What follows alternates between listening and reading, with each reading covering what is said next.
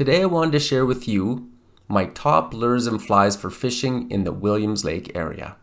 So first let's talk about flies. The woolly bugger and the leech pattern I find to be the most effective. That's my go-to when I'm going to a new lake. The colors are black, olive green, but also you can have other colors of green, possibly even some white. So let's just look at a few. The black woolly bugger, and he's got a little bit of flashing and tinsel there you can see. That works really well. That's my dad's favorite fly. Now as well you can have, let's see here, an olive green sort of a leech looking thing. Now this looks ugly and that's because I tied it. I'm just learning how to tie flies, but I'm telling you it works. Even as ugly and poorly put together as this fly is, it really works.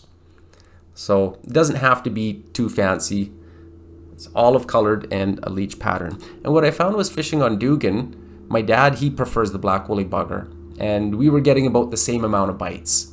But sometimes his would produce a little better, sometimes mine. So definitely have both in your tackle box. Now, you can have what's called a microleach. Now this isn't maybe technically a microleach.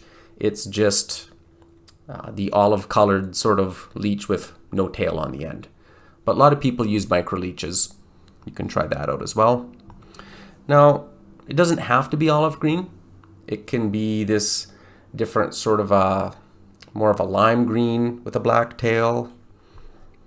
Here's another one that's very similar. It can be just a little bit of lime green just at the tip. That's fine too. And even see that there, it can be lime green and white. And I found that to be actually really effective at Dugan Lake. So those are just a few examples. Now, if that's not working, the one other one that I will sometimes try is the blood leech. It's just like the black leech with a little bit of red wrapped around it. That works too. I would say try the olive and the black leech bugger patterns first. A little bit of white. But you can always try this out too if the biting's a little bit slow. Okay, that covers the flies. Now for the lures. What do I recommend for the lures? If there was one lure, one piece of hardware that you're going to put in your tackle box, I would recommend the 5 of diamonds. And no, you do not want one this big. The number 6 is the size that I found that has worked the best. Now it looks small. You might think no sensible trout's going to bite something this tiny. Big lures, big fish, but I've found that in the Williams Lake area, the number 6, 5 of diamonds, Len Thompson, is probably the number 1 producing piece of hardware that I put on the end of my line when I'm casting. And it comes in different colors and variations. This sort of a ultraviolet, yellowish green with the orange diamonds, this is probably the number 1 for me. In the springtime, they have that fire red one that's kind of ultraviolet fire red. Wow, the fish just go bananas for that in the springtime, and it seems that later on in the summer, it gets a little less effective. Still good, but I would keep those handy. They do have other types. They got white with orange. It's okay. I've not found it to be as good as the others, but I like to have a variety of the 5 of diamonds in my toolbox. Tackle box.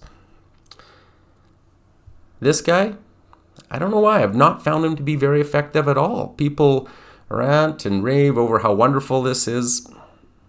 I've just not found it to be that great. All right, so moving on. If the 5 of diamonds isn't working for some reason, I go to the Thunderbug. Now the Thunderbug is a spinner that has these noisy little flappers on it. And wow, it makes a lot of noise when it's being pulled through the water. There's different times of the year, or just if the fish aren't biting on the 5 of diamonds, I throw this on, and sometimes they just go berserk for this. This is my second go-to lure.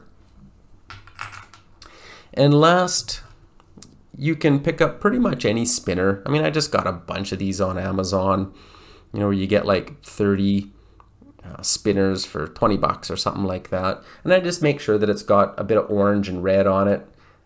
It definitely doesn't work as good as the rest. But if the fishing's slow and I want to try something a little bit different, I want to go to a deeper depth with the torpedo body, well, I'll try it out. So let's just talk for a moment about using worm and power baits on the end of your hooks. Should you do it?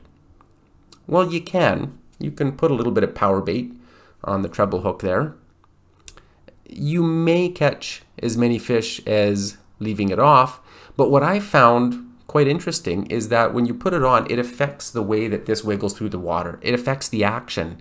And I catch just as many fish without power bait when I'm casting these lures as putting it on. And it keeps my lures and hooks looking a lot better too, without all that kind of gummy stuff that hardens on there and you got to chip it off. So my recommendation is don't even worry about using that kind of stuff. So that's it. Those are my recommendations. I hope it helped. And if you have a particular recommendation, please put it in the comments section below. Until next time, fish on.